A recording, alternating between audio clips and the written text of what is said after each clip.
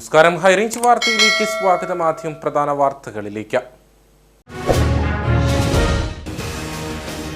ഓണത്തോടനുബന്ധിച്ച് തൊടുപുഴയിലെ വിവിധ വ്യാപാര സ്ഥാപനങ്ങളിൽ ജില്ലാ കളക്ടർ വി വിഘ്നേശ്വരിയുടെ നേതൃത്വത്തിൽ മിന്നൽ പരിശോധന നടത്തി. പൊതുവിപണിയിലെ ക്രമക്കേടുകൾ നിയന്ത്രിക്കുന്നതിനായി വിവിധ വകുപ്പുകളുടെ സംയുക്ത പരിശോധന ജില്ലയിൽ എല്ലായിടത്തും നടത്തുമെന്ന് കളക്ടർ. ഏലമല റിസർവ് വിഷയത്തിൽ ഇടുക്കി എം പി നിരുത്തരവാദിത്വപരമായി പ്രതികരിക്കുന്നെന്ന CPM ജില്ലാ സെക്രട്ടറിയുടെ നിലപാടിനെതിരെ MP. യഥാർത്ഥത്തിൽ ഇടതുപക്ഷ സർക്കാർ ജില്ലയെ വഞ്ചിച്ചിരിക്കുകയാണ്.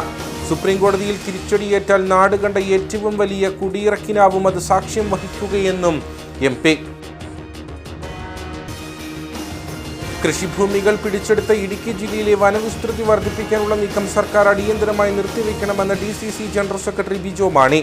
CHR മേഖലയെ മുഴുവൻ സംരക്ഷിത വനത്തിന്റെ പട്ടികയിൽ ഉൾപ്പെടുത്തി ഇടുക്കിക്കാരെ ദ്രോഹിച്ചത് കൂടാതെ ജില്ലയിലെ കൃഷിഭൂമികളും വനമാക്കി മാറ്റാനുള്ള പിണറായി സർക്കാരിന്റെ ആസൂത്രിത നീക്കങ്ങളാണ് ഇപ്പോൾ മറനീക്കി പുറത്തുവരുന്നതെന്നും ആരോപണം.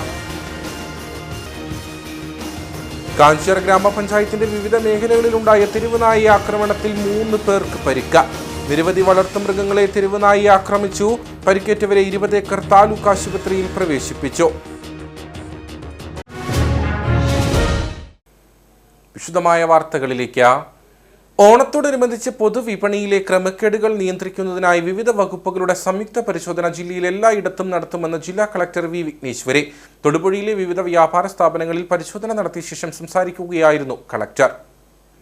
പരിശോധനയിൽ 6 സ്ഥാപനങ്ങൾക്ക് ഭക്ഷ്യസുരക്ഷാ വകുപ്പ് പിഴ ചുമത്തുന്നതടക്കമുള്ള നിയമ നടപടികൾക്കായി നോട്ടീസ് നൽകി. വിലവിവര പട്ടിക പ്രദർശിപ്പിക്കാതിരിക്കുക, മുദ്ര പതിപ്പിക്കാത്ത അളവ് തൂക്ക ഉപകരണങ്ങൾ ഉപയോഗിക്കുക, പായ്ക്ക് ചെയ്ത ഉൽപ്പന്നങ്ങളിൽ നിയമപ്രകാരമുള്ള വിവരങ്ങൾ ഇല്ലാതെ വിൽപ്പന നടത്തുക, അളവിലും തൂക്കത്തിലും കുറവ് വരുത്തുക, പരമാവധി വിൽപ്പന വിലയേക്കാൾ കൂടിയ വില ഈടാക്കുക തുടങ്ങിയ ക്രമക്കേടുകൾ കണ്ടെത്തിയാൽ നിയമ നടപടി സ്വീകരിക്കും.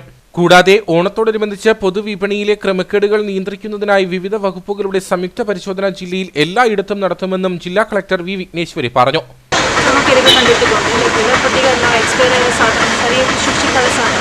ഇവരൊക്കെ നല്ല രീതിയിൽ ബിസിനസ് ചെയ്യുന്ന ആൾക്കാരാണ്. ലക്ഷങ്ങളിലുള്ള ബിസിനസ് ചെയ്യുന്നത്. ഇവരിങ്ങനെ ചെയ്യുന്നത് നമ്മുടെ പാവങ്ങളെ പറ്റിക്കുന്നത് പോലെയാണ്. സോ നമ്മൾ ഡയറക്ഷൻസ് കൊടുത്തിട്ടുണ്ട്. ചിലർ അറിയാതെ ചെയ്തിട്ടുണ്ടെന്നുള്ള വിശ്വാസത്തിൽ നമ്മൾ ഡയറക്ഷൻസ് കൊടുത്തിട്ടുണ്ട്. കുറച്ച് ആക്ഷൻസും എടുക്കും. പക്ഷേ ഇനി ഇത് കണ്ടിന്യൂഡ് ഒരു എഫേർട്ടായിരിക്കും, കണ്ടിന്യൂഡ് പ്രോസസ് ആയിരിക്കും. നമ്മൾ ജനങ്ങൾക്കും പറയേണ്ടതാണ്. അവർ മേടിക്കുന്ന സാധനങ്ങൾക്ക് അവർക്കും ഉത്തരവാദിത്തമുണ്ട്. അവർ എല്ലാ സാധനങ്ങളും അവർ നോക്കി ഡേറ്റ് ഉണ്ടോ, എക്സ്പയറി ഉണ്ടോ, ശരിയായിട്ടാണോ അവർ സൂക്ഷിക്കുന്നത് നോക്കി മേടിക്കണം. അവരുടെ കാശില്ലേ, അധ്വാനിച്ചെടുത്ത കാശാണ്, അത് ശരിയായിട്ട് ഉപയോഗിക്കുന്നതിനുള്ള മെസ്സേജ് അവർക്കും പാസ്സാണ്.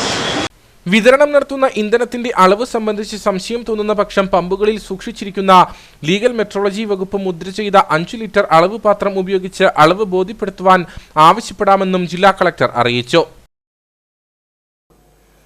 ഏലമല റിസർവ് വിഷയത്തിൽ ഇടുക്കി MP നിരുത്തരവാദിത്വപരമായി പ്രതികരിക്കുന്നെന്ന CPM ജില്ലാ സെക്രട്ടറിയുടെ നിലപാടിനെതിരെ MP. യഥാർത്ഥത്തിൽ ഇടതുപക്ഷ സർക്കാർ ജില്ലയെ വഞ്ചിച്ചിരിക്കുകയാണ്. സുപ്രീം കോടതിയിൽ തിരിച്ചടിയേറ്റാൽ നാട് കണ്ട ഏറ്റവും വലിയ കുടിയിറക്കിനാവും അത് സാക്ഷ്യം വഹിക്കുകയെന്നും MP പറഞ്ഞു.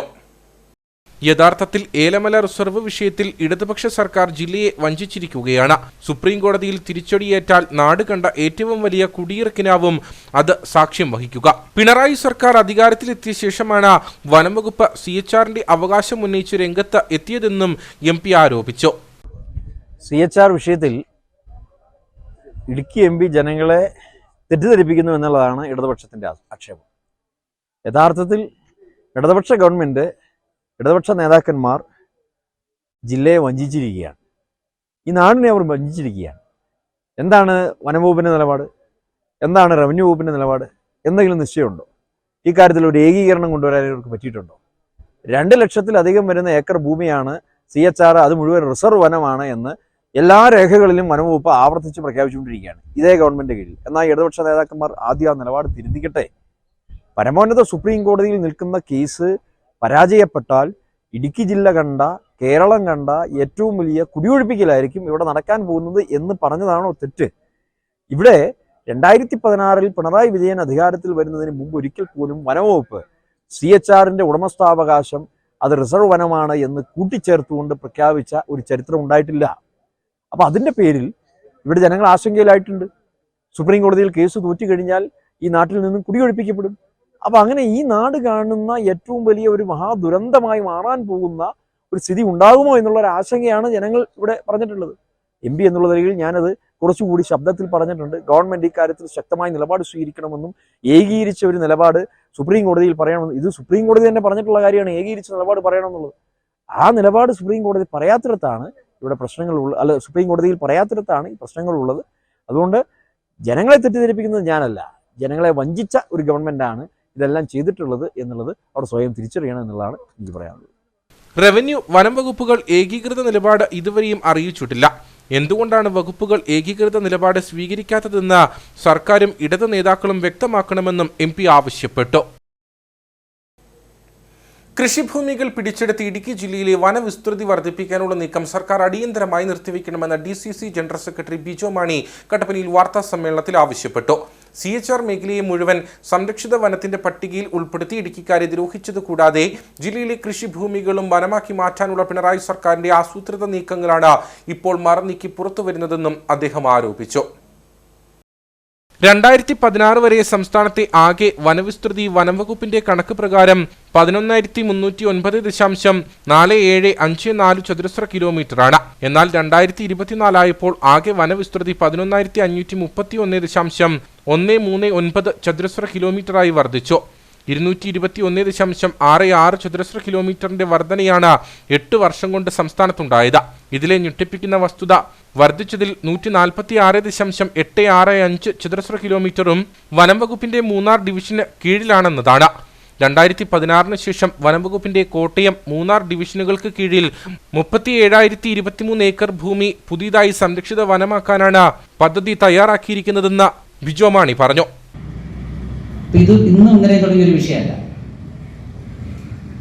2018 ശേഷം നമ്മുടെ ജില്ലയിൽ വ്യാപകമായി CPM നടത്തിക്കൊണ്ടിരിക്കുന്ന ഒരു പ്രചരണം ജില്ലയിൽ കൃഷിഭൂമി വനഭൂമിയാക്കി മാറ്റാനുള്ള അന്താരാഷ്ട്ര ഗൂഢാലോചന നടക്കുന്നു. അതിനായി വിദേശ ഫണ്ട് മേടിക്കുന്നു. ഇതിന്റെ ഭാഗമായി 25,000 ഏക്കർ കൃഷിഭൂമി വനഭൂമിയാക്കി മാറ്റുന്നു എന്നുള്ളതായിരുന്നു നമ്മുടെ ജില്ലയിൽ CPM നടത്തിക്കൊണ്ടിരുന്ന വ്യാപകമായ പ്രചരണം. ഇതിനെതിരെ ശക്തമായ സമരങ്ങൾ CPM നടത്തുകയുണ്ടായി. എന്നാൽ ഇതിൽ ഏറ്റവും പ്രധാനപ്പെട്ട ഒരു വസ്തുത,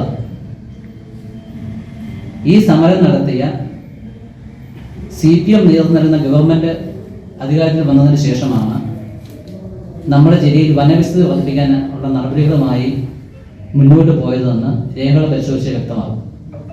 2016-17 വാർഷിക റിപ്പോർട്ട് 2018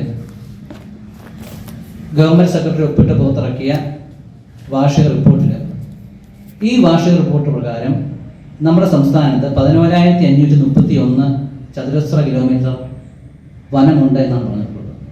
അതായത് 2016 ശേഷം 221.66 ചതുരശ്ര കിലോമീറ്റർ നമ്മുടെ സംസ്ഥാനത്ത് വനവിസ്തൃതി വർദ്ധിച്ചിട്ടുണ്ടെന്നാണ് പറയുന്നത്. അപ്പോൾ സംസ്ഥാനത്തെ മൊത്തം വനവിസ്തൃതി വർദ്ധിച്ചത് കൂടെ തന്നെ നമ്മുടെ ജില്ലയിൽ ആനുപാതികമായി വനവിസ്തൃതി വർദ്ധിച്ചിട്ടുണ്ട്.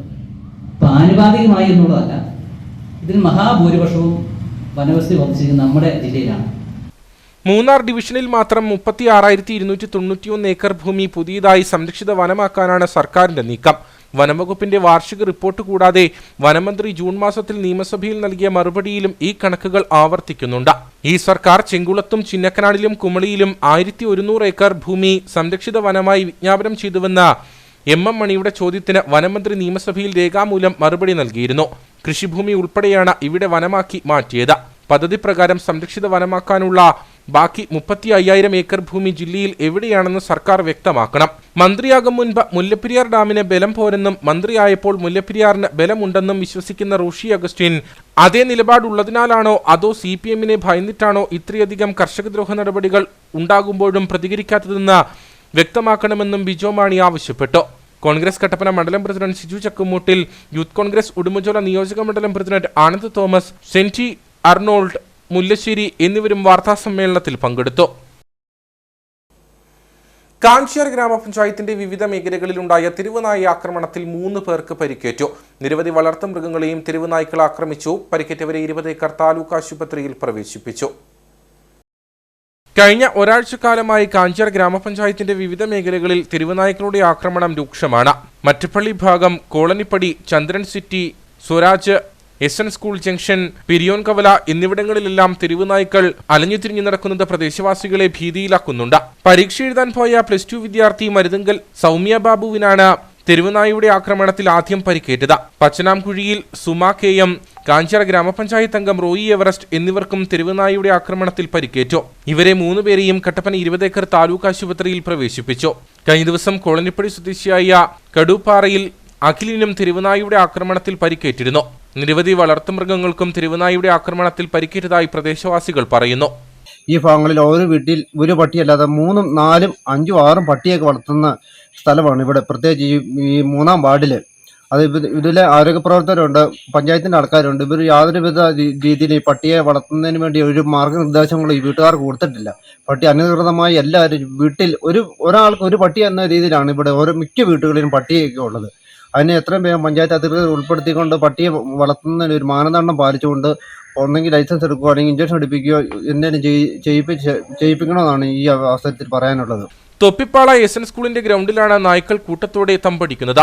പലവട്ടം വിദ്യാർത്ഥികൾക്ക് നേരെ തെരുവ് നായ്ക്കൾ പാഞ്ഞെടുക്കുന്ന സ്ഥിതിയുണ്ടായി. വിഷയത്തിൽ ഗ്രാമപഞ്ചായത്ത് അധികൃതർ അടിയന്തര നടപടി സ്വീകരിക്കണമെന്ന് സ്കൂൾ മാനേജ്മെന്റ് ആവശ്യപ്പെട്ടു. അപ്പോൾ അടിയന്തരമായിട്ട് ഇതിനൊരു പരിഹാരം ഉണ്ടാകണമെന്നാവശ്യപ്പെട്ട് ഞങ്ങൾ പല പ്രാവശ്യം നമ്മുടെ പഞ്ചായത്ത് അധികാരികളെ സമീപിക്കുകയും അവർക്ക് കംപ്ലൈൻറ്റുകൾ കൊടുക്കുകയൊക്കെ ചെയ്തിട്ടുണ്ട്. പക്ഷേ ഇതുവരെ അതിനൊരു ശാശ്വത പരിഹാരം ഉണ്ടായിട്ടില്ല. അപ്പോൾ അടിയന്തരമായിട്ട് എത്രയും പെട്ടെന്ന് ഇതിനൊരു പരിഹാരം ഉണ്ടാക്കണമെന്നാണ് നിങ്ങൾക്ക് പറയാനുള്ളത്. തെരുവുനായ ആക്രമണം രൂക്ഷമായ സാഹചര്യത്തിൽ ഗ്രാമപഞ്ചായത്ത് മുൻകരുതൽ നടപടികൾ സ്വീകരിച്ചിട്ടുള്ളതായി ഗ്രാമപഞ്ചായത്ത് അംഗം തങ്കമണി സുരേന്ദ്രൻ പറഞ്ഞു. ഒരു ദ്രുതഗതിയിലുള്ള ഒരു നടപടി സ്വീകരിക്കുന്നുള്ള കാര്യത്തിൽ തർക്കമില്ല. കൂടാതെ ജനങ്ങൾ ജാഗ്രത പാലിക്കണം. അതുപോലെ തന്നെ നമ്മൾ വീട്ടിൽ വളർത്തുന്ന നായ്ക്കളെ കെട്ടിയിടുകയും യഥാസമയം അതിന് വാക്സിൻ എടുക്കുകയും ചെയ്യണമെന്ന് അറിയിക്കുകയാണ്. നമ്മൾ ഇന്ന് വെറ്റിനറി ഡോക്ടറെ വിളിച്ചിട്ടുണ്ട്. ഡോക്ടർ ഇക്കാര്യത്തിൽ ഒരു തീരുമാനം പറഞ്ഞിട്ടുണ്ട്. നമുക്ക് കൃത്യമായിട്ടും ജനങ്ങളെ സംരക്ഷിക്കുക എന്നുള്ളതാണ് ഞങ്ങളുടെ ഉത്തരവാദിത്വം. തെരുവുനായ ആക്രമണം രൂക്ഷമായ സാഹചര്യത്തിൽ ജനങ്ങൾ ഭീതിയിലാണ്.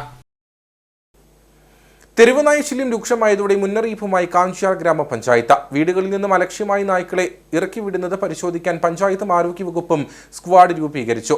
നായ്ക്കളെ നിയന്ത്രിക്കുന്നതിന് കർമ്മപദ്ധതി ആവിഷ്കരിക്കാൻ തീരുമാനിച്ചിട്ടുണ്ടെന്നും നിലവിൽ ആളുകൾ ജാഗ്രത പാലിക്കണമെന്നും ഗ്രാമപഞ്ചായത്ത് പ്രസിഡന്റ് സുരേഷ് കുഴിക്കാട്ട് പറഞ്ഞു. കാഞ്ചാർ ഗ്രാമപഞ്ചായത്തിൻ്റെ വിവിധ സ്ഥലങ്ങളിലായിട്ട് തെരുവുനായ്ക്കളുടെ ശല്യം 2 ദിവസമായി വർദ്ധിച്ചു വരുന്ന ശ്രദ്ധയിൽപ്പെട്ടിട്ടുണ്ട്.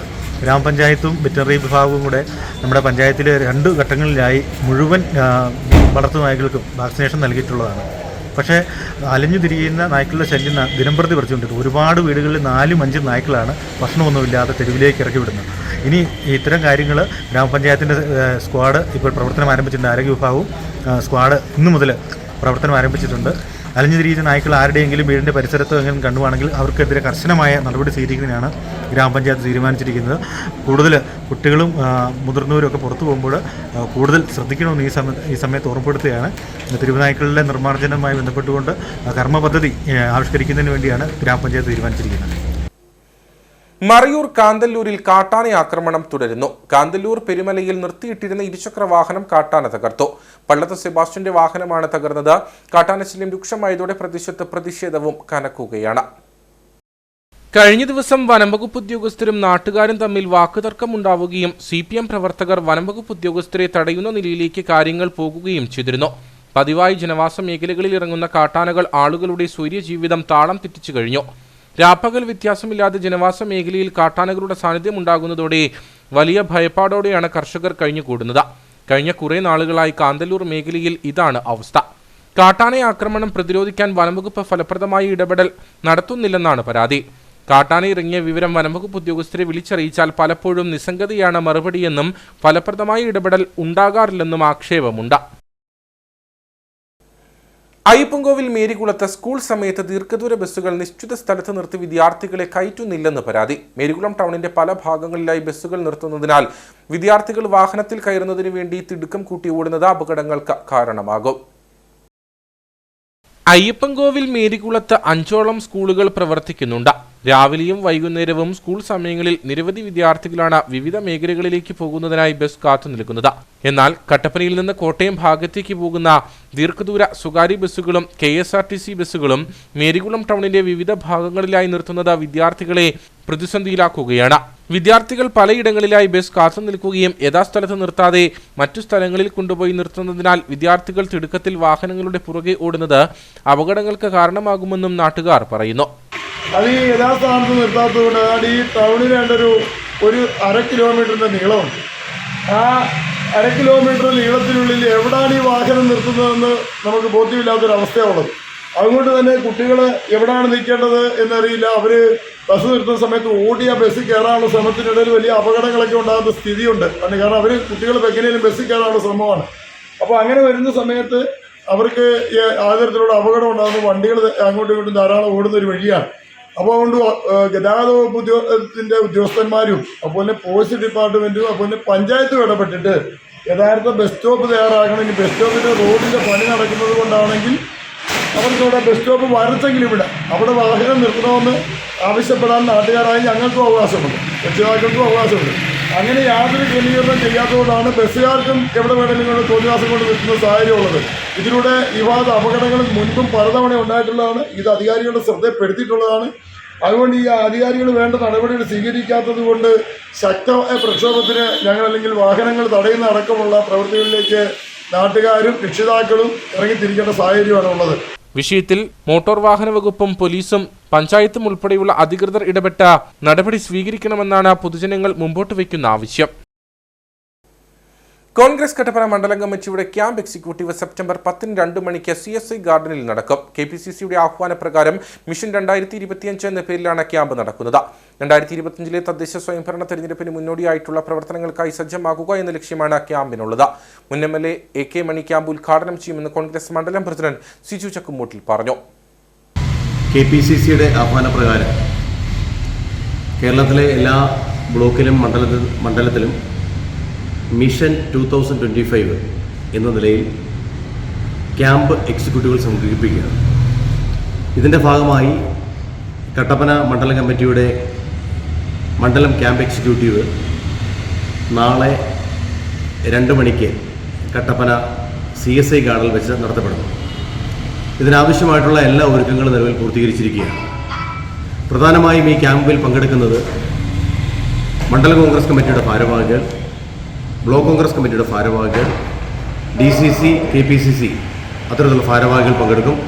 അതോടൊപ്പം തന്നെ പ്രധാനമായും പാർട്ടിയുടെ ജീവനാഡിയായിട്ടുള്ള വാർഡ് പ്രസിഡന്റുമാർ, ബൂത്ത് പ്രസിഡന്റുമാർ ഈ ക്യാമ്പിൽ പങ്കെടുക്കുന്നു.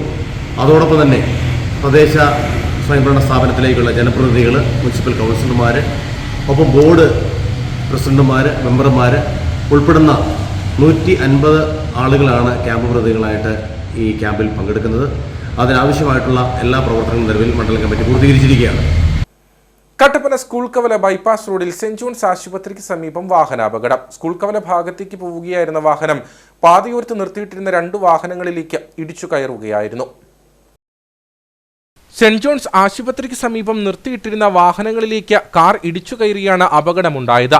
റോഡിന്റെ വശത്തായി നിർത്തിയിട്ടിരുന്ന നെടുങ്കണ്ടം സ്വദേശിയുടെയും തൊടുപുഴ സ്വദേശിയുടെയും കാറിലേക്ക് 20 ഏക്കർ സ്വദേശി ഓടിച്ചിരുന്ന കാർ നിയന്ത്രണം നഷ്ടമായി ഇടിച്ചു കയറുകയായിരുന്നു. ഇടിയുടെ ആഘാതത്തിൽ 3 വാഹനങ്ങൾക്കും കേടുപാടുകൾ സംഭവിച്ചു.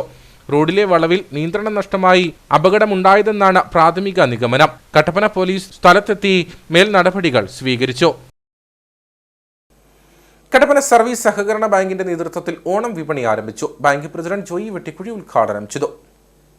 ഓണത്തോടനുബന്ധിച്ച് കൺസ്യൂമർ ഫെഡ് മുഖേന സർക്കാർ സബ്സിഡിയോടുകൂടി നടത്തുന്ന സഹകരണ ഓണം വിപണി കട്ടപ്പന സർവീസ് സഹകരണ ബാങ്കിന്റെ നേതൃത്വത്തിൽ വെള്ളയാങ്കുടിയിലാണ് ആരംഭിച്ചത്. ബാങ്ക് പ്രസിഡന്റ് ജോയി വെട്ടിക്കുഴി ഉദ്ഘാടനം ചെയ്തു. സാധാരണക്കാരുടെയും പാവപ്പെട്ടവരുടെയും കുടുംബ ബഡ്ജറ്റുകൾ തകരാതെ ഓണാഘോഷം നടത്തുവാൻ അവർക്ക് കഴിയണമെന്നുള്ള ഒരു ലക്ഷ്യത്തോടുകൂടി നമ്മുടെ സംസ്ഥാനത്ത് ഉടനീളം ഓണം മാർക്കറ്റുകൾ തുറക്കുക സാധാരണമാണ്. അതിൻ്റെ ഭാഗമായി ഈ 2024 ഓണക്കാലത്തും നിത്യോപയോഗ സാധനങ്ങൾ പാവപ്പെട്ടവർക്കും സാധാരണക്കാർക്കും ഒരു ന്യായമായ വിലയ്ക്ക് കിട്ടുക എന്നുള്ള ലക്ഷ്യത്തോടു കൂടി 13 നിത്യോപയോഗ സാധനങ്ങൾ ഉൾക്കൊള്ളിച്ചുകൊണ്ടുള്ള ഓണം വിപണിയാണ് ഇന്ന് ഇവിടെ ഉദ്ഘാടനം ചെയ്യപ്പെടുന്നത്.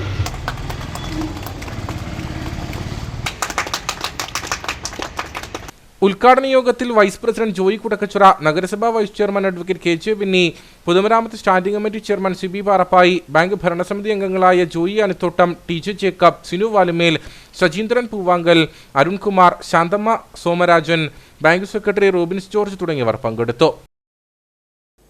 സംസ്ഥാന സർക്കാരിന്റെ ഓണം സഹകരണ വിപണിക്ക് രാജകുമാരി ഗ്രാമപഞ്ചായത്തിൽ തുടക്കമായി. രാജകുമാരി സർവീസ് സഹകരണ ബാങ്കിന്റെ നേതൃത്വത്തിൽ കുരുവിള സിറ്റിയിൽ പ്രവർത്തനം ആരംഭിച്ച സഹകരണ വിപണിയുടെ ഉദ്ഘാടനം bank president boss P Mathew നിർവഹിച്ചു. ഓണക്കാലത്തോടനുബന്ധിച്ച് നിത്യോപയോഗ സാധനങ്ങളുടെ വിലവർദ്ധനവ് നിയന്ത്രിക്കുന്നതിനും പൊതുവിപണിയേക്കാൾ വിലക്കുറവിൽ ജനങ്ങൾക്ക് ലഭ്യമാക്കുന്നതിനും വേണ്ടിയാണ് സംസ്ഥാന സർക്കാർ കൺസ്യൂമർ ഫെഡിന്റെയും സഹകരണ സംഘങ്ങളുടെയും സംയുക്ത ആഭിമുഖ്യത്തിൽ സഹകരണ ഓണം വിപണിക്ക് തുടക്കം കുറിച്ചിരിക്കുന്നത്. പൊതുവിപണിയേക്കാൾ 10 മുതൽ 40% വരെ വിലക്കുറവിലാണ് നിത്യോപയോഗ സാധനങ്ങൾ വിൽപ്പന നടത്തുന്നത്. 13 ഇനങ്ങൾ സർക്കാർ സബ്സിഡിയോടുകൂടിയും ലഭിക്കും. ഈ മാസം 14 വരെയാണ് സഹകരണ വിപണികൾ പ്രവർത്തിക്കുക. ഇതിന്റെ ഭാഗമായി രാജകുമാരി ഗ്രാമപഞ്ചായത്തിലെ കുരുവിള സിറ്റിയിൽ സഹകരണ ഓണം വിപണിക്ക് തുടക്കമായി. സർവീസ് സഹകരണ ബാങ്കിന്റെ നേതൃത്വത്തിൽ ബാങ്ക് കെട്ടിടത്തിൽ പ്രവർത്തനം ആരംഭിച്ച ഓണം വിപണിയുടെ ഉദ്ഘാടനം bank president boss P Mathew നിർവഹിച്ചു. നമ്മൾ വലിയ പ്രതിസന്ധിയുടെ കടന്നുപോകുന്ന ഒരു കാലഘട്ടമാണ്. നിത്യോപയോഗ സാധനങ്ങളുടെ എല്ലാം വലിയ വിലക്കയറ്റം. അത് നമ്മളെല്ലാവരും അബി പറഞ്ഞതുപോലെ സാധാരണക്കാരായ ആളുകളാണ്. നമ്മളെല്ലാവരും അനുഭവിക്കുന്ന ഒരു കാര്യമാണ്. അതിനെ ഒരു പരിധിവരെ തടയിടാൻ വേണ്ടിയിട്ടാണ് സംസ്ഥാന സർക്കാരും സിവിൽ സപ്ലൈസ് ഡിപ്പാർട്ട്മെൻറ്റും നമ്മുടെ സഹകരണ ഡിപ്പാർട്ട്മെൻറ്റും കൂടി ഓണച്ചന്തകൾ നടത്തുന്നത്. ഒരു പരിധിവരെയേ നമുക്ക് തടയിടാൻ കഴിയത്തുള്ളൂ. കാരണം വിലക്കയറ്റം അതിൻ്റെ രൂക്ഷമായ ഒരവസ്ഥയിലേക്ക് എത്തിക്കൊണ്ടിരിക്കുകയാണ്. അത് നമ്മുടെ മാത്രമല്ല, ഓൾ ഇന്ത്യ ബേസിലും വിലക്കയറ്റം കൂടുന്നുണ്ട്. അപ്പോൾ അതിനെ തടയിടാൻ വേണ്ടി നമ്മൾ ചെയ്യുമ്പോൾ നമ്മൾ പരമാവധി നമ്മൾക്ക് അരിയൊക്കെ പരമാവധി 29 രൂപ നിരക്കിൽ നമ്മൾ അരി കുത്തരി കൊടുക്കുന്നുണ്ട്. വെള്ളയരി 30 രൂപ നിരക്കിൽ കൊടുക്കുന്നുണ്ട്. അതുപോലെ 10-12 കൂട്ടം സാധനങ്ങൾ നമ്മൾ കിറ്റായി കൊടുക്കുന്നുണ്ട്. ഇതിനൊക്കെ പരമാവധി വില കുറച്ചാണ് കൊടുക്കുന്നത്.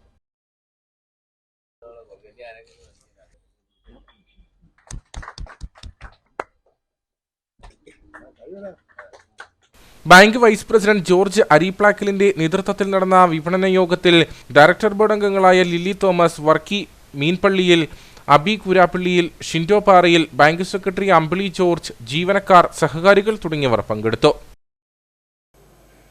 നിത്യോപയോഗ സാധനങ്ങൾ കുറഞ്ഞ നിരക്കിൽ ലഭ്യമാക്കുന്ന കട്ടപ്പന റൂറൽ ഡെവലപ്മെന്റ് കോഓപ്പറേറ്റീവ് സൊസൈറ്റിയുടെ ഓണ വിപണി കുന്തളമ്പാറ റോഡിലെ സൊസൈറ്റി കെട്ടിടത്തിൽ പ്രവർത്തനം ആരംഭിച്ചു. CPM Kattappana area secretary VR Saji ഉദ്ഘാടനം ചെയ്തു. അരി, പഞ്ചസാര, പയർ, കടല, ഉഴുന്നു തുടങ്ങിയ നിത്യോപയോഗ സാധനങ്ങളെല്ലാം വിപണിയിലെ ഏറ്റവും കുറഞ്ഞ നിരക്കിൽ ഇവിടെ ലഭ്യമാണ്. CPM Kattappana area secretary VR Saji ഉദ്ഘാടനം ചെയ്തു. കേരളത്തിലെ പൊതുവിപണിയിൽ വില നിലവാരം പിടിച്ചു നിർത്തുവാൻ കഴിയുന്ന രൂപത്തിൽ 1557 സഹകരണ നീതി സ്റ്റോറുകൾ വഴിയും സഹകരണ സ്ഥാപനങ്ങൾ വഴിയുള്ള ഓണച്ചന്തകൾ സർക്കാർ തുറക്കുകയാണ്. ഇതിലായിട്ട് 1331 രൂപ പൊതുമാർക്കറ്റിൽ വില വരുന്ന സാധനങ്ങൾ അത് വളരെ ലാഭകരമായി ആളുകൾക്ക് വിതരണം ചെയ്യുന്നതിന് വേണ്ടി 499 രൂപ കുറച്ചാണ് സർക്കാർ ഇപ്പോൾ കൊടുക്കുന്നത്. പൊതുവിപണിയിൽ 1331 രൂപ വില വരുന്ന സാധനം, ആ സാധനങ്ങൾ 499 രൂപ വിലയ്ക്ക് നൽകിക്കൊണ്ടാണ് ഈ സഹകരണ മേഖലയിൽ ഈ ഓണച്ചന്ത പ്രവർത്തിക്കുന്നത്. സാധാരണക്കാരായ ജനങ്ങൾക്ക് ഓണം കേരളത്തിൻ്റെ ഐശ്വര്യത്തിൻ്റെയും സമൃദ്ധിയുടെയും അതുപോലെ തന്നെ മതനിരപേക്ഷതയുടെയും ചിഹ്നമായ തിരുവോണം നല്ല നിലയിൽ ആഘോഷിക്കുവാൻ കഴിയുന്ന രൂപത്തിലാണ് ഈ പരിപാടി സർക്കാർ പ്ലാൻ ചെയ്തിട്ടുള്ളത്. ഡയറക്ടർ ബോർഡ് അംഗം KN ചന്ദ്രൻ അധ്യക്ഷനായിരുന്നു. ഡയറക്ടർ ബോർഡ് അംഗങ്ങളായ Jose Ettiyil, KA Sebastian, Elsamma Mathew, Athulya Gopesh, Sarama TM, Shijo Abraham, secretary Reji Abraham, Sijeeb തുടങ്ങിയവർ സംസാരിച്ചു. കാഞ്ചിയാർ ഗ്രാമപഞ്ചായത്തിന്റെയും ICDSന്റെയും നേതൃത്വത്തിൽ ആരോഗ്യകരമായ ഭക്ഷണത്തിന്റെ പ്രാധാന്യത്തെക്കുറിച്ച് ബോധവൽക്കരണ പരിപാടിയും പോഷകാഹാര പ്രദർശനവും സംഘടിപ്പിച്ചു. പഞ്ചായത്ത് വാർഷിക പദ്ധതിയിൽ ഉൾപ്പെടുത്തി നടത്തിയ പരിപാടി ഗ്രാമപഞ്ചായത്ത് പ്രസിഡന്റ് സുരേഷ് കുഴിക്കാട്ട് ഉദ്ഘാടനം ചെയ്തു. കാഞ്ചിയാർ ഗ്രാമപഞ്ചായത്തിന്റെയും ICDSന്റെയും നേതൃത്വത്തിലാണ് പോഷകാഹാരങ്ങളെക്കുറിച്ച് ബോധവൽക്കരണ പരിപാടിയും പോഷകാഹാര പ്രദർശനവും സംഘടിപ്പിച്ചത്. കേന്ദ്ര വനിതാ ശിശുവികസന മന്ത്രാലയത്തിന്റെ പോഷൻ അഭിയാൻ 2.0 മാർഗരേഖ പ്രകാരം വനിതകൾ, കൗമാരപ്രായക്കാർ, ശിശുക്കൾ എന്നിവരിലെ പോഷകക്കുറവ് പരിഹരിക്കുക എന്നതാണ് പരിപാടിയുടെ ലക്ഷ്യം. പഞ്ചായത്തിന്റെ വാർഷിക പദ്ധതിയിൽ ഉൾപ്പെടുത്തിയാണ് പരിപാടി സംഘടിപ്പിച്ചത്. ഗ്രാമപഞ്ചായത്ത് പ്രസിഡന്റ് സുരേഷ് കുഴിക്കാട്ട് ഉദ്ഘാടനം ചെയ്തു. ഒന്നും അറിയത്തില്ലാത്ത പ്രായത്തിൽ അച്ഛാ അമ്മയെന്നും വിളിക്കുക മാത്രം അറിയാവുന്ന കുട്ടികളെയാണ് നിങ്ങളെ ഏൽപ്പിക്കുന്നത്. നേരെ ചൊവ്വേ അവർക്ക് ആഹാരം വാരി കഴിക്കാൻ അറിയത്തില്ല, പ്രാഥമിക കൃത്യങ്ങൾ നടത്താൻ അറിയത്തില്ല. ആ പ്രായത്തിൽ സ്വന്തം അമ്മയോ മുത്തച്ഛനോ കൈ പിടിച്ച് കൊണ്ടുവന്ന് വളരെയേറെ കാലത്ത് ഞാൻ കാണുന്നത് നമ്മുടെ വയ്യ രാവിലെ നടന്നു വരുമ്പോൾ അംഗനവാടിയിലേക്കുള്ള യാത്ര ഒരു കയ്യിൽ പിടിച്ചിരിക്കും. ആ കൊച്ചു വലിയവായ കാര്യങ്ങളായിരിക്കും വരുന്നത്. അങ്ങനെ വന്ന് അംഗനവാടിയിൽ എത്തിച്ചേർന്ന് കഴിഞ്ഞാൽ വളരെ ശാന്തരായി. അപ്പോഴവിടുത്തെ ടീച്ചറും ഹെൽപ്പറും എല്ലാം അവരെ താലോലിച്ച് അവരുടെ സ്വഭാവം ഏറ്റവും കൂടുതൽ അച്ഛനമ്മമാരെക്കാൾ കൂടുതൽ അറിയാമെന്ന് എനിക്ക് നിങ്ങൾക്കാണ്. അവിടെ താലോലിച്ച് വളർത്തി വളരെ അച്ചടക്കത്തോടെ അവിടെ ഇരുത്തി അവർക്ക് ആഹാരം എല്ലാം കൃത്യമായി കൊടുത്ത് അങ്ങനെ അവരുടെ ജീവിതത്തിൽ ഏറ്റവും നല്ല സമയത്ത് അവരുമായി ഇടപെടുന്ന ആളുകളാണ് നിങ്ങളായതുകൊണ്ടാണ് ഞാൻ ആദ്യമേ സൂചിപ്പിച്ചത്. നമ്മുടെ ആ പ്രതിജ്ഞ നമ്മുടെ പഞ്ചായത്തിൽ അല്ലെങ്കിൽ നമ്മൾ നിൽക്കുന്ന സ്ഥലത്ത് പ്രാവർത്തികമാക്കുവാൻ നമ്മളെല്ലാവരും കടമപ്പെട്ടിരിക്കുകയാണ്. മനുഷ്യന്റെ ജീവിതചക്രത്തിലെ ഗർഭം, ശൈശവം, കൗമാരം എന്നീ ഘട്ടങ്ങളിൽ മനുഷ്യന് അത്യന്താപേക്ഷിതമായ പോഷകാഹാരങ്ങളെക്കുറിച്ചും ആരോഗ്യകരമായ ഭക്ഷണത്തിന്റെ പ്രാധാന്യത്തെക്കുറിച്ചും ഹെൽത്ത് ഇൻസ്പെക്ടർ റോയി ബോധവൽക്കരണ ക്ലാസ് നടത്തി. ആരോഗ്യ പ്രവർത്തകരുടെ നേതൃത്വത്തിൽ ഹീമോഗ്ലോബിൻ പരിശോധനയും സംഘടിപ്പിച്ചിരുന്നു. ഗ്രാമപഞ്ചായത്തിലെ 30 അങ്കണവാടികളിൽ നിന്നുള്ള ഹെൽപ്പർമാരുടെ നേതൃത്വത്തിലാണ് പോഷകാഹാര പ്രദർശനം നടത്തിയത്. കാഞ്ചിയാർ പള്ളിക്കവലിയിൽ നടന്ന പരിപാടിയിൽ ഗ്രാമപഞ്ചായത്ത് അംഗം സന്ധ്യ ജയൻ, ICDS സൂപ്പർവൈസർ സ്നേഹ സേവ്യർ, ശിശുവികസന പദ്ധതി ഓഫീസർ R ലേഖ, ഗ്രാമപഞ്ചായത്ത് അംഗം Rama Manoharan, health inspector Aneesh, programme officer Manju തുടങ്ങിയവർ പങ്കെടുത്തു. യഹോവയുടെ സാക്ഷികളുടെ 2024 കൺവെൻഷൻ പരമ്പര സമാപിച്ചു. സന്തോഷ വാർത്ത അറിയിക്കുക എന്ന വിഷയത്തിൽ പുളിയൻമല ഗ്രീൻ ഹൗസ് കൺവെൻഷൻ സെന്ററിൽ സെപ്റ്റംബർ 6 മുതൽ 9 വരെയുള്ള തീയതികളിലായാണ് കൺവെൻഷൻ നടന്നത്. യഹോവയുടെ സാക്ഷികളുടെ 2024 കൺവെൻഷൻ പരമ്പരയ്ക്കാണ് സമാപനമായത്. എല്ലാ വർഷവും സമാന രീതിയിൽ കൺവെൻഷൻ നടത്തിവരാറുണ്ട്. ഇതിന്റെ ഭാഗമായിട്ടാണ് ഈ വർഷവും വിപുലമായ രീതിയിൽ കൺവെൻഷൻ സംഘടിപ്പിച്ചത്. സെപ്റ്റംബർ 6 മുതൽ 9 വരെയായിരുന്നു കൺവെൻഷൻ. സന്തോഷവാർത്ത അറിയിക്കുക എന്ന വിഷയം മുൻനിർത്തിയാണ് കൺവെൻഷൻ നടന്നത്. നമുക്ക് സന്തോഷവാർത്ത ആവശ്യമുള്ളത് എന്തുകൊണ്ട്? ദുർവാർത്തയെ പരാജയപ്പെടുത്താൻ സന്തോഷവാർത്ത ഉപയോഗിക്കുക. നമ്മൾ ദുർവാർത്തയെ ഭയപ്പെടുന്നില്ലാത്തത് എന്തുകൊണ്ട്? എന്നിവ പോലുള്ള വിഷയങ്ങളിൽ ബൈബിൾ അധിഷ്ഠിത വീഡിയോകളും പ്രസംഗങ്ങളും അഭിമുഖങ്ങളും നടന്നു. 3 ദിവസങ്ങളായി നടന്ന കൺവെൻഷനിൽ ജില്ലയുടെ വിവിധ ഭാഗങ്ങളിൽ നിന്നായി 1500ഓളം ആളുകൾ പങ്കെടുത്തു.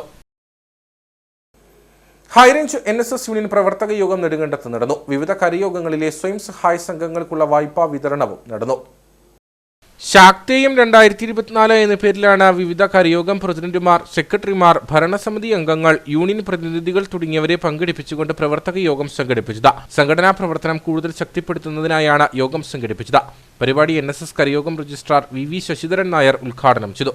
നിയമാവലിയെ ചോദ്യം ചെയ്തുകൊണ്ട് അല്ലെങ്കിൽ ആ നിയമാവലി റദ്ദ് ചെയ്യണമെന്ന് പറഞ്ഞുകൊണ്ട് നമ്മുടെ സംഘടനാ പ്രവർത്തനത്തിൽ വിഘ്നം വരുത്തണം എന്ന് ആവശ്യപ്പെട്ടുകൊണ്ട് നമ്മുടെ സമുദായ പ്രവർത്തനങ്ങൾ നിർത്തിവെക്കണം, അത് ഗവൺമെൻറ് ഏറ്റെടുക്കണം എന്ന് ആവശ്യപ്പെട്ടുകൊണ്ട് ചില ആൾക്കാർ, വിരലിൽ എണ്ണാവുന്ന ചില ആൾക്കാർ രംഗത്തുണ്ട്. അത് നമ്മൾ മനസ്സിലാക്കേണ്ട കാര്യം. അവർ മനസ്സിലാക്കേണ്ട കാര്യം, നമ്മുടെ സംഘടന ഈ 110 വർഷം പ്രവർത്തിച്ചിട്ട് പല ആൾക്കാരും അതിനെതിരെ കേസ് കൊടുക്കുകയും എതിർ പ്രചരണമൊക്കെ നടത്തിയിട്ടുണ്ട്. ഇന്നു വരെയും ആ സംഘടനയ്ക്കൊരു പോറൽ ഏൽക്കാതെ പ്രവർത്തിച്ചതിൻ്റെ കാരണം ആ സംഘടന സത്യസന്ധമായും ക്രമപ്രകാരവും പ്രവർത്തിക്കുന്നു എന്നുള്ളത് കൊണ്ടാണ്.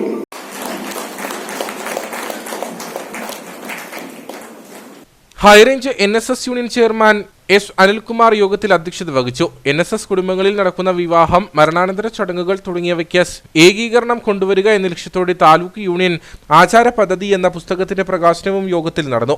സമുദായത്തെ കൂടുതൽ സുശക്തമായി കൊണ്ടുപോകുന്നതിനുള്ള തുടർ പ്രവർത്തനങ്ങൾക്കുള്ള മാർഗരേഖ ചെയർമാൻ KS അനിൽകുമാർ അവതരിപ്പിച്ചു.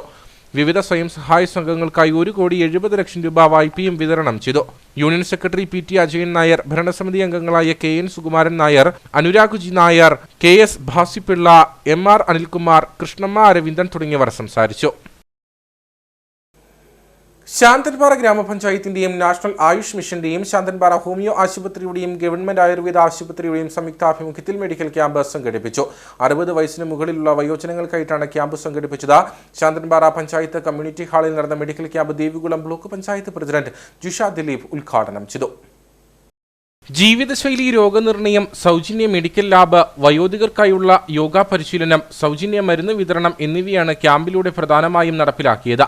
രക്തപരിശോധനയിലൂടെ രോഗം നിർണയിച്ച് മെഡിക്കൽ ഓഫീസർമാരായ doctor Elby Eldhose, doctor Aishwarya Mohanan, doctor Shima Shaju എന്നിവർ ചികിത്സയും ബോധവൽക്കരണവും നൽകി. വയോജനങ്ങൾക്ക് പ്രതിരോധശേഷി ആർജിക്കുന്നതിന്റെ ഭാഗമായി ഡോക്ടർ ചിഞ്ചുമോൾ ഫ്രാൻസിസിന്റെ നേതൃത്വത്തിൽ യോഗ പരിശീലനവും നൽകി. ശാന്തൻപാറ പഞ്ചായത്ത് കമ്മ്യൂണിറ്റി ഹാളിൽ നടന്ന ക്യാമ്പിന്റെ ഉദ്ഘാടനം ദേവികുളം ബ്ലോക്ക് പഞ്ചായത്ത് പ്രസിഡന്റ് ജിഷ ദിലീപ് നിർവഹിച്ചു.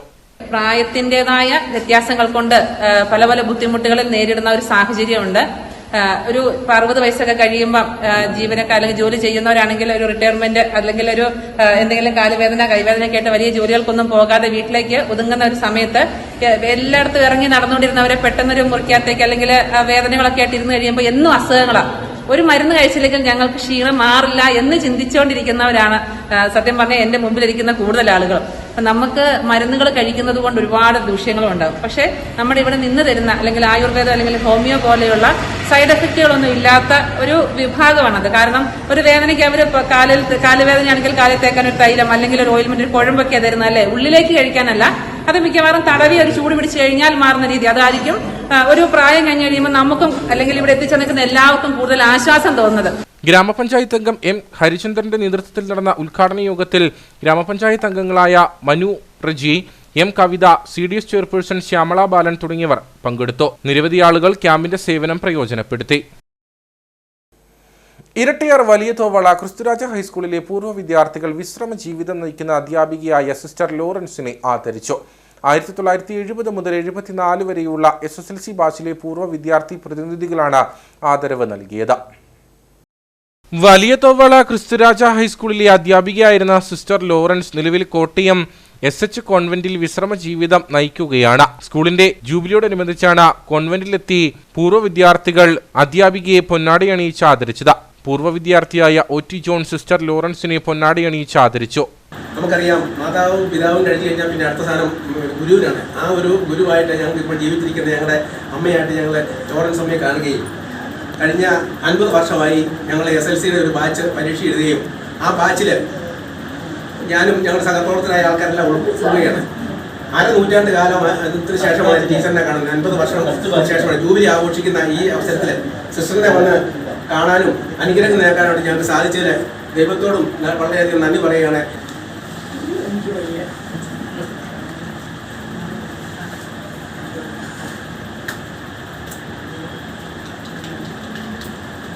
ചടങ്ങിൽ PN Raveendran, Tommy Vattakuzhi, PK John, NM Joseph, Jose Valavanatta തുടങ്ങിയവർ പങ്കെടുത്തു. 2 പതിറ്റാണ്ടിലധികമായി ലണ്ടൻ ആസ്ഥാനമായി പ്രവർത്തിക്കുന്ന വിസ ഫോർ സ്റ്റഡീസ് കട്ടപ്പനയിലും പ്രവർത്തനം ആരംഭിച്ചു. കട്ടപ്പന വെള്ളയാങ്കുടി റോഡിൽ തെക്കേക്കുറ്റി ബിൽഡിംഗിൽ ആരംഭിച്ച സ്ഥാപനത്തിന്റെ ഉദ്ഘാടനം visa for studies international director advocate Benny Thomas നിർവഹിച്ചു. വിസ ഫോർ സ്റ്റഡിയുടെ കേരളത്തിലെ 14ാമത്തെ ബ്രാഞ്ചും ഇന്ത്യയിലെ 22ാമത്തെ ബ്രാഞ്ചുമാണ് കട്ടപ്പനയിൽ പ്രവർത്തനം ആരംഭിച്ചിരിക്കുന്നത്. ഫാദർ ഡോക്ടർ ജോസ് ഐക്ര വെഞ്ചരിപ്പ് കർമ്മം നിർവഹിച്ചു. വിദേശ ഭാഷകളായ ജർമ്മൻ, ജാപ്പനീസ്, കൊറിയൻ, ഫ്രഞ്ച് എന്നിവയും ഇംഗ്ലീഷ് ലാംഗ്വേജ് ടെസ്റ്റുകളും പ്രൊഫഷണൽ ജോലിക്ക് അഡ്മിഷൻ ലഭിക്കുന്നതിനാവശ്യമായ എക്സാമിനേഷനുകൾക്കുള്ള അക്കാദമിയും എല്ലാം വിസ ഫോർ സ്റ്റഡി ബ്രാഞ്ചുകൾക്കൊപ്പം പ്രവർത്തിച്ചു വരുന്നുണ്ട്. Visa for studies international director advocate Benny Thomas ഉദ്ഘാടനം നിർവഹിച്ചു.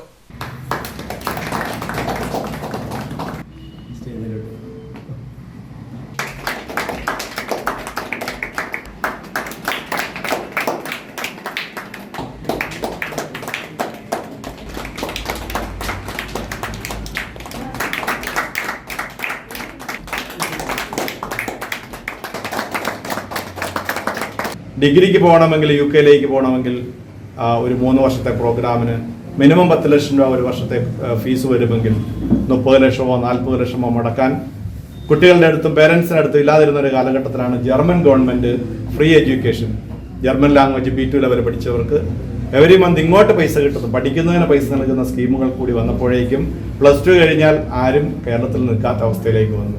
ഇതേ സ്കീം ജപ്പാനിൽ സ്റ്റാർട്ട് ചെയ്തിട്ടുണ്ട്. ഇപ്പോൾ കൊറിയൻ ഗവൺമെൻറ് സ്റ്റാർട്ട് ചെയ്യാൻ പോകുന്നുണ്ട്. കാരണം എല്ലാ രാജ്യങ്ങളിലേക്കും ടാലൻ്റുള്ള കുട്ടികളെ ഇപ്പോൾ ആവശ്യമുള്ള ഒരു കാലഘട്ടമാണ്. ആ ഒരു കാലഘട്ടത്തിലേക്ക് കുട്ടികളെ അയക്കുന്ന ഒരു സ്ഥാപനമാണ് വിസ ഫോർ സ്റ്റഡി.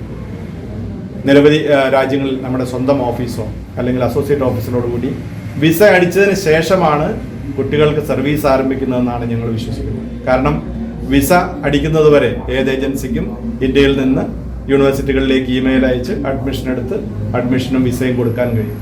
അതിനുശേഷം അവർ പോകുമ്പോൾ ഒരു പുതിയ രാജ്യത്തേക്ക് പോവുകയും അവർക്ക് അവിടെ എയർപോർട്ടിൽ ചെല്ലുമ്പോൾ ആരും സ്വീകരിക്കാനില്ലാതെ വരിക, അല്ലെങ്കിൽ അവർക്ക് അക്കോമഡേഷൻ ഇല്ലാതെ വരിക, ഇത്തരം കാര്യങ്ങളൊക്കെ പലപ്പോഴും ബുദ്ധിമുട്ടുണ്ടാക്കുന്ന കാര്യമാണ്. +2 കഴിഞ്ഞ് പോകുന്ന ഒരു കുട്ടി, 16 17 വയസ്സ് കഴിഞ്ഞ് പോകുന്ന ഒരു കുട്ടി ആദ്യമായിട്ട് കേരളം വിട്ടു പോകുന്നത് യൂറോപ്പിലേക്കോ UK ഒക്കെ ആണെങ്കിൽ അവിടെ എത്തുമ്പോൾ ആരും സ്വീകരിക്കാനില്ലെങ്കിൽ തീർച്ചയായിട്ടും അവർ വളരെ ട്രബിളിലാവും. ആ ഒരു കൾച്ചറൽ ഷോക്ക്, ക്ലൈമറ്റ്, ഇതൊന്നും അറിയാതെ അവർ പോകുന്നു. അപ്പോൾ അത്തരത്തിലുള്ള മേഖലകളിൽ വിസ ഫോർ സ്റ്റഡി തീർച്ചയായിട്ടും സർവീസ് നൽകുന്നുണ്ട്. വിദേശ വിദ്യാഭ്യാസത്തിന് യോഗ്യതയുള്ള വിദ്യാർത്ഥികൾ ആവശ്യപ്പെടുന്ന യൂണിവേഴ്സിറ്റികളിൽ ആവശ്യപ്പെടുന്ന സബ്ജക്റ്റുകളിലേക്ക് അഡ്മിഷൻ എടുത്തു നൽകുന്നു എന്നത് വിസ ഫോർ സ്റ്റഡിയുടെ പ്രത്യേകതയാണ്. കൂടാതെ ലോകത്തിലെ 50ഓളം രാജ്യങ്ങളിലേക്ക് വിവിധ കോഴ്സുകളിലേക്ക് അഡ്മിഷനും എടുത്തു നൽകുന്നുണ്ട്. ഉദ്ഘാടന യോഗത്തിൽ district coordinator Babu Sebastian, Kattappana CEO Baiju Varghese, father doctor Jose Aikkara, advocate George Vezhambathottam, Shajimon Joseph, Bisulia Babus തുടങ്ങിയവർ സംസാരിച്ചു. കാഴ്ചയിലേക്ക്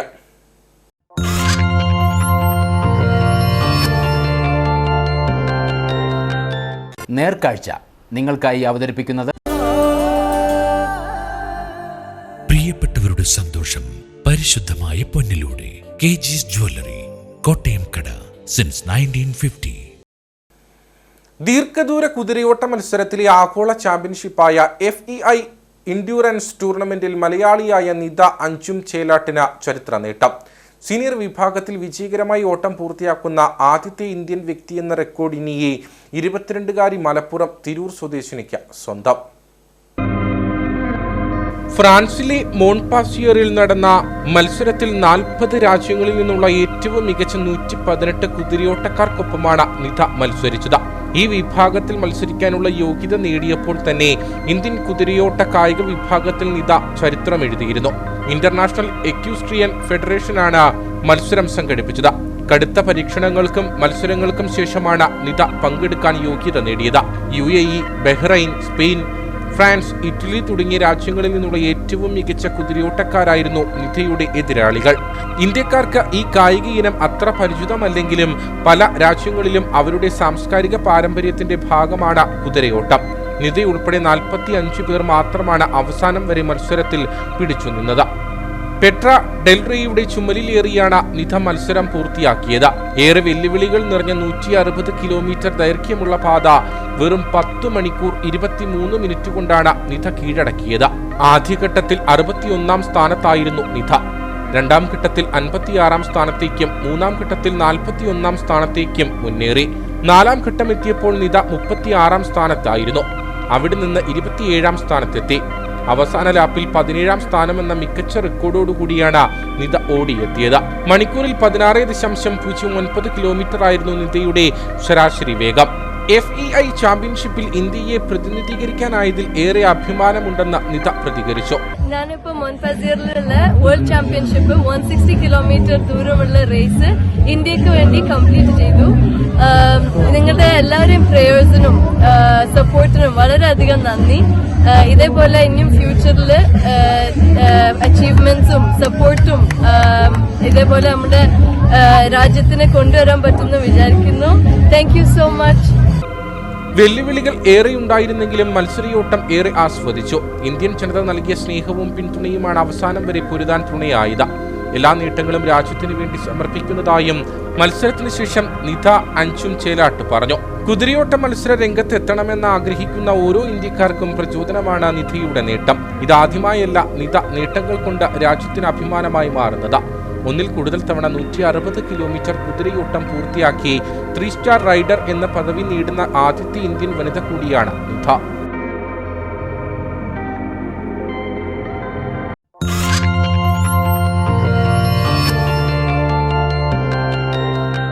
നേർക്കാഴ്ച നിങ്ങൾക്കായി അവതരിപ്പിച്ചത്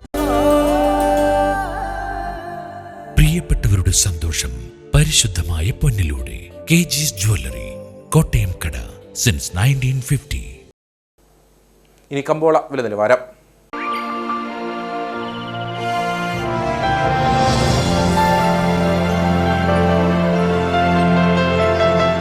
കമ്പോളം നിങ്ങൾക്കായി അവതരിപ്പിക്കുന്നത് പ്രിയപ്പെട്ടവരുടെ സന്തോഷം പരിശുദ്ധമായ പൊന്നിലൂടെ. KG's ജ്വല്ലറി, കോട്ടയം കട, since 1950. Idukki district traditional cardamom producer company ഏലക്ക ലേല വിവരം. ആകെ ലോട്ട് 221. വിൽപ്പനയ്ക്ക് വന്നത് 52,325. വിൽപ്പന നടന്നത് 50,978. കൂടിയ വില 2,645. ശരാശരി വില 2,216. കട്ടപ്പന കമ്പോളം. കുരുമുളക് കിലോഗ്രാമിന് 655 രൂപ. ഏലം കൂടിയ വില 2,200. ഏലം ശരാശരി വില 1,700. കാപ്പിപ്പരിപ്പ് 360. ഗ്രാമ്പു 975. കൊക്കോ 80. റബ്ബർ 210. സ്വർണം വെള്ളി വിപണി. സ്വർണം ഗ്രാമിന് 6,680 രൂപ. വെള്ളി 90.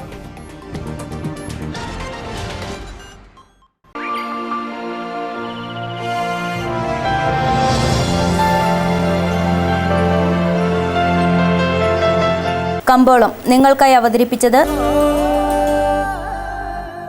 പ്രിയപ്പെട്ടവരുടെ സന്തോഷം പരിശുദ്ധമായ പൊന്നിലൂടെ. KG's ജ്വല്ലറി, കോട്ടയം കട, സിൻസ് 1950. പ്രധാന വാർത്തകളിലേക്ക് ഒരിക്കൽ കൂടി.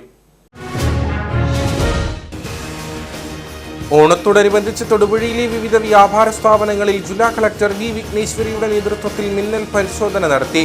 പൊതുവിപണിയിലെ ക്രമക്കേടുകൾ നിയന്ത്രിക്കുന്നതിനായി വിവിധ വകുപ്പുകളുടെ സംയുക്ത പരിശോധന ജില്ലയിൽ എല്ലായിടത്തും നടത്തുമെന്ന് കളക്ടർ. ഏലമല റിസർവ് വിഷയത്തിൽ ഇടുക്കി MP നിരുത്തരവാദിത്വപരമായി പ്രതികരിക്കുന്നെന്ന CPM ജില്ലാ സെക്രട്ടറിയുടെ നിലപാടിനെതിരെ MP. യഥാർത്ഥത്തിൽ ഇടതുപക്ഷ സർക്കാർ ജില്ലയെ വഞ്ചിച്ചിരിക്കുകയാണ്. സുപ്രീംകോടതിയിൽ തിരിച്ചടിയേറ്റാൽ നാട് കണ്ട ഏറ്റവും വലിയ കുടിയിറക്കിനാവും അത് സാക്ഷ്യം വഹിക്കുകയെന്നും MP. കൃഷിഭൂമികൾ പിടിച്ചെടുത്ത ഇടുക്കി ജില്ലയിലെ വനവിസ്തൃതി വർദ്ധിപ്പിക്കാനുള്ള നീക്കം സർക്കാർ അടിയന്തരമായി നിർത്തിവെക്കണമെന്ന് DCC general secretary Bijo Mani.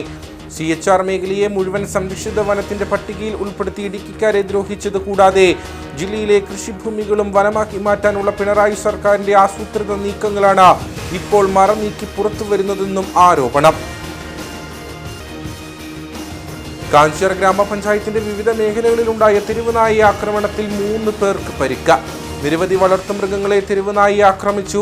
പരിക്കേറ്റവരെ 20 ഏക്കർ താലൂക്ക് ആശുപത്രിയിൽ പ്രവേശിപ്പിച്ചു. ഇതോടുകൂടി വാർത്താ ബുള്ളറ്റിൻ ഇവിടെ പൂർണ്ണമാകുന്നു. നമസ്കാരം.